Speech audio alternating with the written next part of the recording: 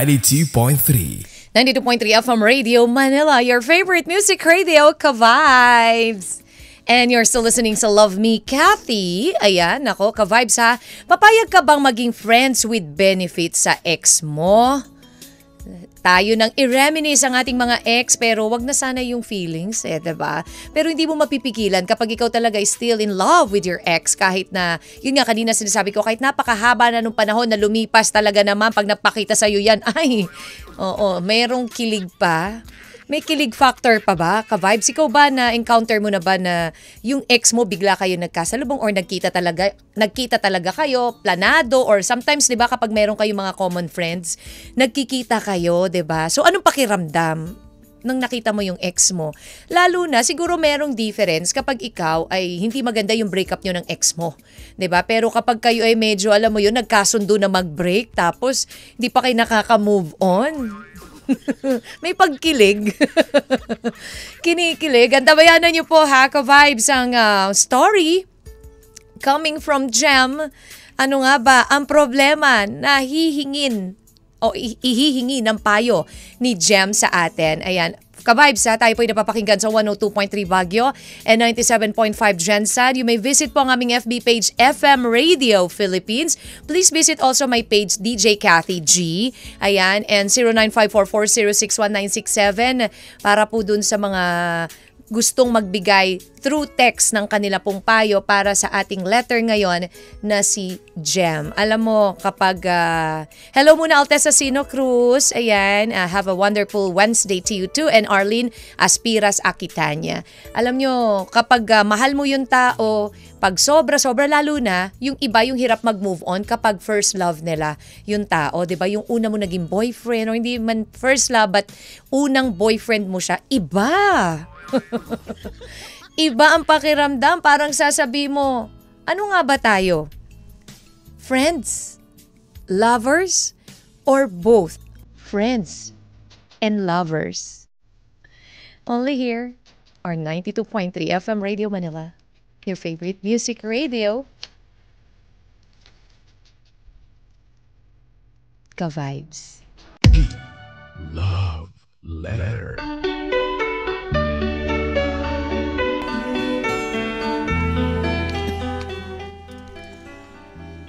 This love letter is from Jem. Dear Kathy G, a pleasant afternoon to you and to all the listeners of your program. Aaminin ko na hindi ako mahilig makinig ng radio because of my busy schedule, pero one of my friend told me to listen to you. And I admit na hook na talaga ako sa station nyo, especially sa program mo, mula nang mapakinggan kita. Just call me Jem.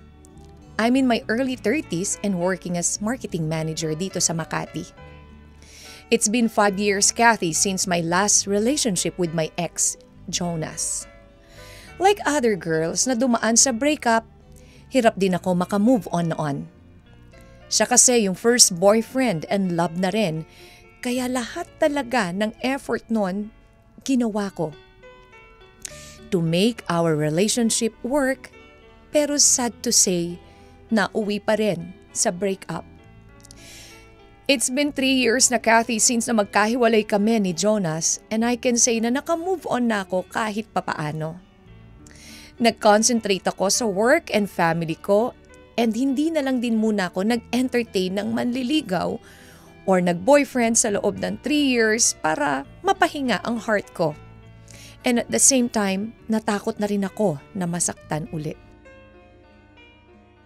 Akala ko, contented na ako sa kung anong nangyayari sa life ko. Until one day, nagparamdam ulit ang ex ko sa akin, Kathy. He called me up sa old number ko since hindi naman ako nagpalit ng number. He asked me kung kamusta na daw ako and if pwede daw na mag-meet kami. Iniisip ko, Kathy, that time na wala naman sigurong mawawala if makipag-meet ako sa kanya. And isa pa, para ipakita na rin na I'm doing good despite ng pag-iwan niya sa akin. To make the story short, nakita kami. And once na pagkikita namin, ay nasundan to the extent na may nangyayari sa amin, Kathy. Masaya naman kami na magkasama pero never naming inopen yung nangyari sa amin from the past. Sa ilang beses na pagkikita namin, ganun din kadalas na may nangyayari sa amin pero hindi ko naman pinagsisihan yon. More than a year na ang lumipas, Kathy, pero ganun at ganun pa rin ang setup namin. Okay naman sana ako, pero parang nasanay na din siya. Every time na gusto niyang lumabas, yayayain niya ako and ako naman on the go rin. Pero sa over 1 year na paglabas namin, hindi man lang siya nag-open kung anong plano niya sa aming dalawa. I don't know if ano ba kami? Friends? Lovers? Medyo magulo. Actually, yung mga friends ko nagagalit na rin sa akin dahil masyado daw akong nagpapakatanga at nagpapagamit kay Jonas. Pinapayagan ko daw si Jonas na makontento na lang sa ganung setup. Hindi ko na rin alam ang gagawin ko, Kathy. Minsan nare-realize ko na parang ang lugi ako at nagagamit na lang to think na dati naman kaming magkarelasyon. Pero minsan naiisip ko rin na okay na rin ang ganito. Walang commitment. Walang problema or hindi na ganun kasakit pag nasaktan pa. Tama ba itong ginagawa ko, Kathy? Itutuloy ko na lang ba ang ganitong setup namin dahil okay naman ako kahit walang commitments? Or stop ko na? Dahil clueless ako sa kung saan ito patungo. Please help me, Kathy, dahil gusto ko na rin maliwanagan sa lahat. Hanggang dito na lamang. And thank you so much for reading my letter. Mo siya mamahalin, nasa sayo yan hanggang kailan mo kaya magtiis ng ganyang setup, diba? Kung merong friends with benefits, kayo parang pinagsama friends at ex with benefits. Oo, kakaloka. Kasi naman, bakit ka pumapayag ng ganyan? Naturingang gem pa naman ang name mo pero nawawalang kinang sa pagiging gem. Sa pilingero mong ex na parang friend na parang boyfriend na ewan, hindi ko rin magets. Pero very confusing ang status nyo, ha? Abay, kung ibang guy na mas gugustuhin yung ganyan, sino bang ayaw ng ganyang setup sa mga kalalakihan? Imagine, nakukuha niya benefits na pwede niyang makuha kahit wala kayong commitment. Oo, 'di ba? Parang yung iba, ganun din ang gusto. At least, less headache, 'di ba? Yung ganun, imaginein mo yan, mag-ex kayo, tapos ngayon friends kayo, dati may label kayo, ngayon nawala yung label. Oo, ano nang gagawin nyo? Kumbaga wala nang tag. Let's help, Jem. Hanggang kailan siya tatagal ng ganong setup nila with dun sa kanyang ex-boyfriend na parang nagagamit ka na lang eh. 0954-406-1967. Yan po ang ating text line. 0954-406-1967. Posted na rin po sa ating FB page, FM Radio Philippines. Yan po, ipopost yung inyong comment at payo para sa ating letter sender na si Jem na nagtatanong, Kati G, masaya naman ako. Okay naman yung ginagawa ko pero parang it's been a year now. Pero parang dito sa ex ko na / friend ko na ngayon, parang nag-e-enjoy na ata ng ganong setup namin. What should I do, Kathy G? Let's help po, Jem, ha? Kaya alam mo yung minsan ang dami mong question. Lalo na kapag ganyan na pumayag ka sa iyong ex or sa iyong friend or sa iyong boyfriend or sa iyong girlfriend. Ano nga ba tayo? What do we mean to each other? Am I friend? Am I lover? Only here in your favorite music radio, 92.3. Ka-vibes. Minahal mo ako until now, hindi pa rin ako makamove on sa'yo. Eto, pumapayag na may benefits tayo. 92.3 FM Radio Manila, your favorite music radio, Ka-vibes. And you're still listening to Love Me, Kathy. Ngayon pong hapon na ito, Wednesday afternoon, 1:39 na po ang ating oras o 1:49 po ang ating oras para po dun sa mga nagtatanong na, anong oras na ba? Oras na para sa merienda aga. Oo, mag-late lunch muna kayo. Ang ating pong letter sender na si Jam ay problematic dahil nga po yung kanyang ex-boyfriend ay nagkita sila ulit. Pinayagan niya sarili niya na ma-in love ulit dito. May nangyayari sa kanila. Nung una, okay pa. Pero parang tumatagal, it's been a year now, Kathy G. But then, parang nasasanay na tong boyfriend ko na my ex-boyfriend, na wala kaming label. Na mag-friends lang kami pero may nangyayari sa amin. Ito ba yung literal na friends with benefits sa ex? Ayan, para sa ating Kathy G ask. At ikaw ba'y papayag na maging friends with benefits with your ex? Ka-vibes, FM Radio Philippines ang pong ating Facebook page and 0954-406-1967. Ano nga ba ang gagawin mo kung ikaw ang nasa sitwasyon ni Jam? Hello also, ayan, Miss Maribik Mimik, ayan, Arlene Aspira sa Kitanya. At sabi ni Rebs, for me, no. Para saan ba yung friends with benefits na yan? Abay, napakaswerte naman ng ex mo. Diba? Ang swerte pumapayag naman siya. Direk Ray Gutierrez says, yes, payag, it's normal sometimes. Diba? Meron naman talagang ganun na parang okay lang, wala namang mawawala. At least, wala kaming commitment, wala ring stress, wala ring kung anik-anik na iniisip, diba?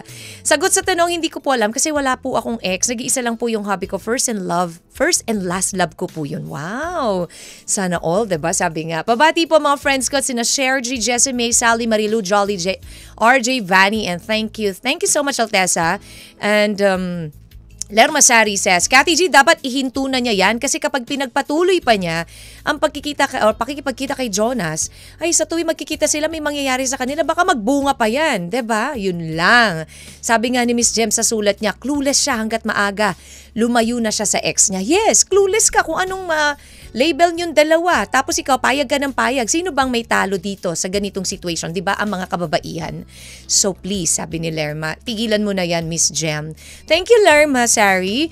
Gilbert Rivero Baile says, Kathy G, kung wala ng emosyon at parehong malinaw sa inyo ang mga hangganan, maaring gumana ang setup na friends with benefits. Pero kung may natitira pang damdamin, maaring maging complicated dito at humantong sa mas malaking sakit o kaya naman, 'di ba? Ayun, dugtungan mo. Ayan. 'Di ba totoo naman? Kasi kung may feelings pa kayo sa isa't isa, tapos gano'n na naman, mauulit lang na mauulit, 'di ba? Parang ang hirap. Kung ako hinto na niya, lalo na siya masasaktan, maghintay na lang siya ng para sa kanya, pinagkaloob ng Panginoon. Para sa kanya na tunay na nagmamahal. Thank you again, Altesa Sino Cruz. Hiner, iwanan mo na yan, sabi ni General Bonya. Hanap ka ng may plano para sa future nyo. Oo. Hello dyan sa Dubai, Hiner. Thank you so much sa inyong pakikinig pa rin. Sabi ni Glenn Luterte, shout out naman Jen. Magandang hapon po para sa mga nagbabiyahe na sa biyahe nakatutok sa init yan. Mag-ingat sa pagmamaneho, huwag maging may initin ang ulo. Oo naman, lalo na ngayon na ramdam na natin, unti-unti nang umiinit ang panahon, huwag nyo na pong sabayan. Sabi nung araw, talaga makikipagsabayan ka pa. Huwag na po. Maureen Ava, hello to you. Ayan, at syempre sa lahat pa rin po nang nakikinig at gusto po magpayo, habol pa po kayo ng payo, 0954-406-1967 FM Radio Philippines. Ka-vibes eto po, ikaw ba ay may matamis at nakakakilig na kwento? Hindi naman may gusto kang pakiligin na mahal mo sa buhay. Aba, huwag ka mag-alala, ka-vibes, the love is truly in the air. Kung ikaw ay may matamis na love story, padala lang ang iyong kwento o sulat sa aming email at cmarketing marketing.pcmc@gmail.com. Ulitin ko po, it's marketing.pcmc@gmail.com. At isama lang ang inyong pangalan, social media accounts at ang iyong cellphone number. At kung kami po ay napakilig mo ng sobra sa inyong kwento, sagot na namin ang date mo ngayong Valentine's. Aba naman, ka-Vibes, pwede ka pang umabol. And abangan nyo po tuwing Biyernes, i-announce ko po dito sa programa natin, Love Me Kathy G. At baka ikaw na ang makatanggap ng regalong date night mula sa, of course, ng inyong favorite music radio, ka-Vibes. Ayan, ako ha, sulat na ha. Pwede pang humabol, ka-Vibes. At syempre, tuloy-tuloy din tayo sa tugtugan. Dito lang po sa 92.3 FM Radio Manila, your favorite music radio, ka-Vibes. Favorite? FM Radio Manila, 92.3.